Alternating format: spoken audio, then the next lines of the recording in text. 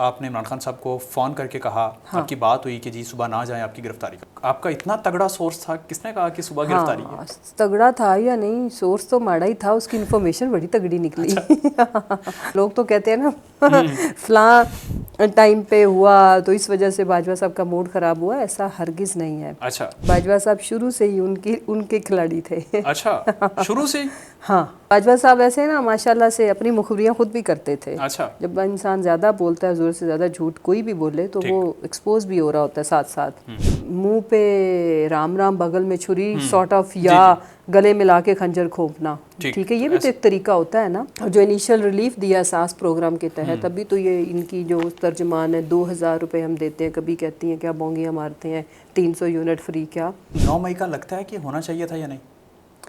देखो हरगिज़ नहीं, जो इतनी बड़ी इस मुल्क के ख़िलाफ़ साजिश हुई है, इस मुल्क की सबसे बड़ी सियासी जमात को दीवार से लगाने का जो प्लान हुआ है, तो ये बदकिस्मती है। और फिर उसकी वजह से जो आज भी असरात हैं इस मुल्क के ऊपर, वो तो लॉस तो जो हो गया कि पाकिस्तान की आवाम का, इदारों का ट्रस्ट डेफिसिट, फिर आप ये देखो कि इस मुल्क की बदतरीन किस्म की क्या उसको कहते हैं आइन शिकनियाँ हुई, चादर चार दीवारी के तकद्दुस पामाल हुए, और फिर एक ऐसी पॉलिटिकल विक्टिमाइजेशन जिसकी पाकिस्तान की तारीख में, हिस्ट्री में, या इवन नियर पास्ट मैंने तो बाकी नेबरिंग कंट्रीज़ में भी ऐसे तो नहीं देखा।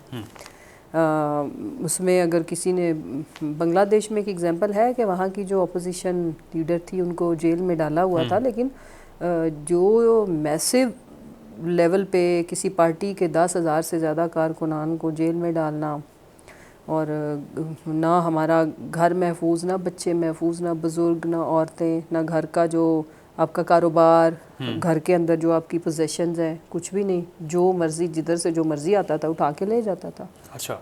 हाँ, मेरी 2 गाड़ियाँ ले गए, मिली?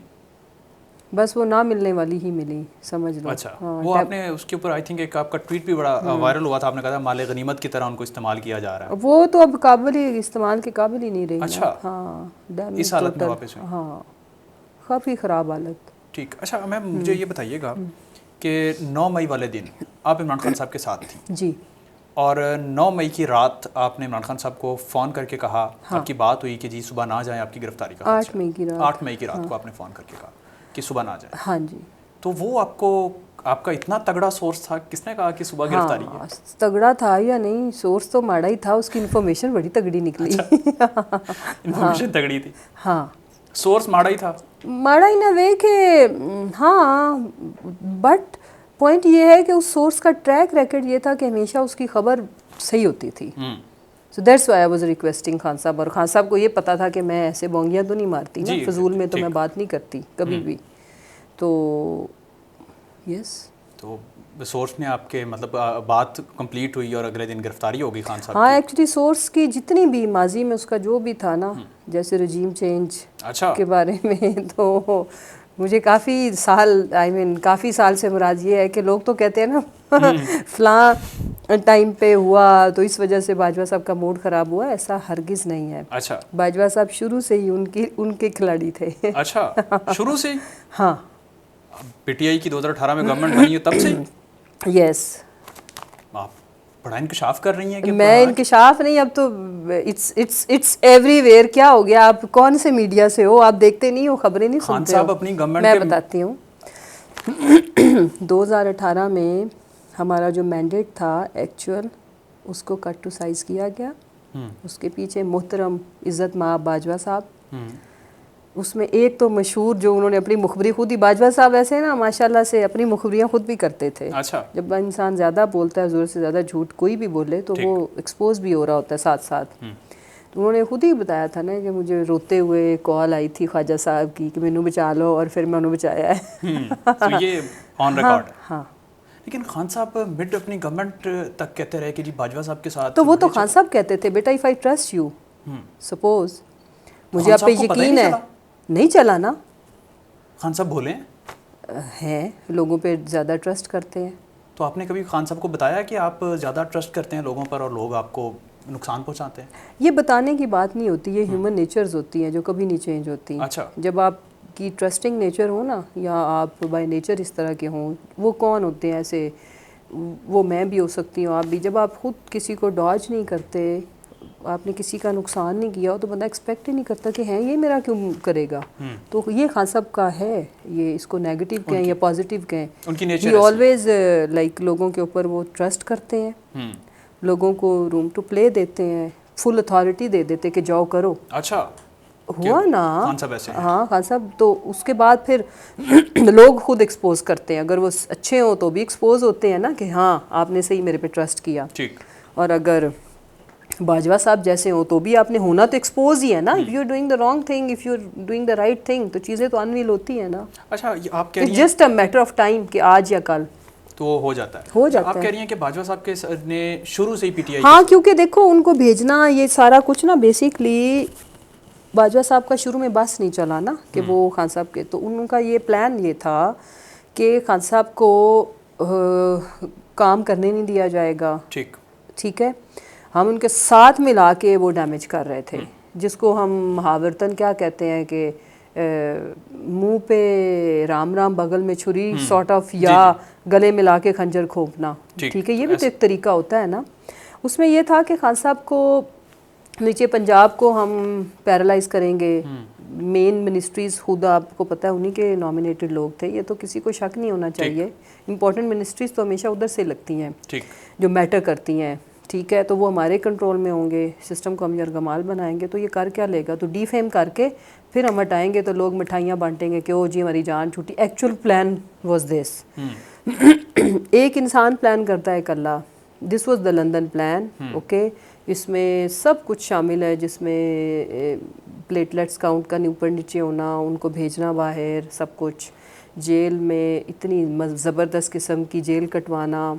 ठीक है, और फिर जो मीडिया ट्रायल हर वक्त हमारा हो रहा होता था कि अगर कुछ अच्छा भी किया तो मीडिया पे ऐसे लगता था जैसे बुरा ही है। तो अब सबको पता चल गया ना कि वो महंगाई थी अब है, वो क्या था आज क्या है। सो वो सारा करते कराते बीच में जब इन्होंने एग्जीक्यूशन का फाइनल इनको लगा कि this is the best time कि खान साहब को फारिग करें, वो फिर कोविड आ गया। याद होगा कि शहबाज शरीफ साहब की आखिरी इंटरनेशनल फ़्लाइट के थ्रू आए थे। ठीक है, अब फिर कोविड को इन्होंने दे थॉट कि इट्स बेस्ट, नहीं गोल्डन अपॉर्चुनिटी, कि इसमें जो कुछ होगा तो फिर उसके बाद तो हो मज़े आएंगे। ठीक है, और अपना उन्होंने जो ये माशाल्लाह से परफॉर्मर प्राइम मिनिस्टर बुला लिया। अब हुआ ये कि कोविड में जो ये फैसले करवाना चाहते थे खान साहब ने उसके एग्जैक्ट उलट किया। इतना प्रेशर था शुरू में ही, अभी आया ही नहीं है कोविड तो लॉकडाउन लगाओ कि रोज़गार चीने, लोग मरे भूखे, तो शुरू हो काम, फिर हम अपना बीच में वारदात डालें। अब इशू ये कि खान साहब को कोई अंदाज़ा ही नहीं था कि ये साजिश की वजह से कहते हैं कि सब बंद करो। अब खान साहब और वो ये था कि वो समझते थे कि ये एक्चुअली समझते हैं कि ये होना चाहिए, बट उसके बावजूद Khan Sahab took stand on it because of ये अल्लाह की तरफ से, क्योंकि वो गरीबों के लिए सोच रहे थे। उनको बड़ी फिक्र थी कि मैं ये नहीं कर सकता, ये प्रैक्टिकल नहीं है, लॉजिकल नहीं है, and everybody get against him. हमारे अपने मिनिस्टर्स खान साहब को डरा रहे होते थे कि जी इन्ने लोग मर जाएंगे। फिर जब नहीं माने खान साहब तो फिर ये बयानिया छोड़ा गया कि जी फिर ये जो कत्ल की FIR है, जितने लोग मरेंगे, मर्डर की FIR हम आपके अगेंस्ट करेंगे। उस पर फिर जो भी प्रेशर था, ठीक है, फिर इन्होंने खान साहब ने बहालते मजबूरी कहा कि ठीक है मैं स्मार्ट लॉकडाउन करूँगा, जिधर है उधर करूँगा, बाकी लोग मर जाएंगे हमारे, कोविड से नहीं मरेंगे, भूख से तो लाजमी मरेंगे।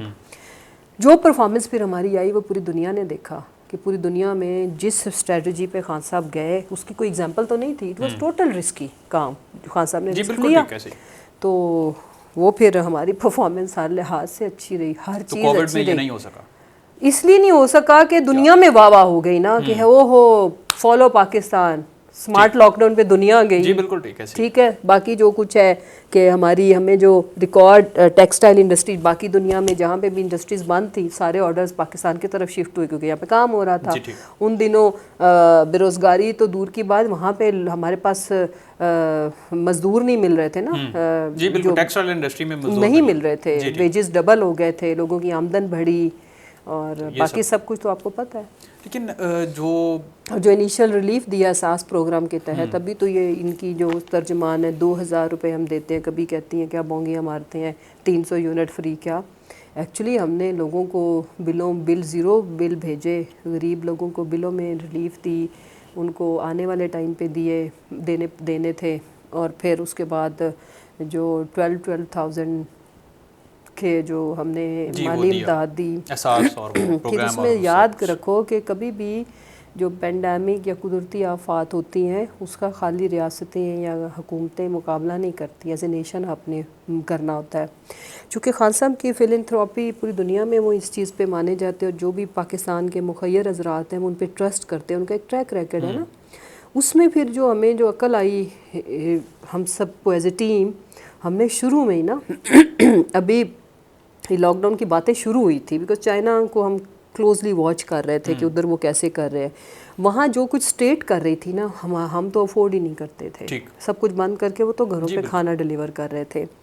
देन हमने वो एक कैंपेन शुरू की जिसमें मैंने भी अपनी जो सैलरी थी वो डोनेट की, हमने अपनी वीडियोस बनाई, एक दूसरे सब लोग इनकरेज हुए। हमने जो सिविल सोसाइटी थी उसको इनकरेज किया कि अगर आप अपने स्टाफ को छुट्टी दे रहे हैं विद सैलरी दें, घरों को भेजें। तो वो एज ए सोसाइटी जो है ना, चूँकि गवर्नमेंट जब खुद कुछ अच्छा कर रही हो तो लोग भी करते हैं, तो उसमें बल्कि ये हुआ कि हमारे जो एक महरूम तबका था वो बहुत अच्छा लुक आफ्टर हुआ।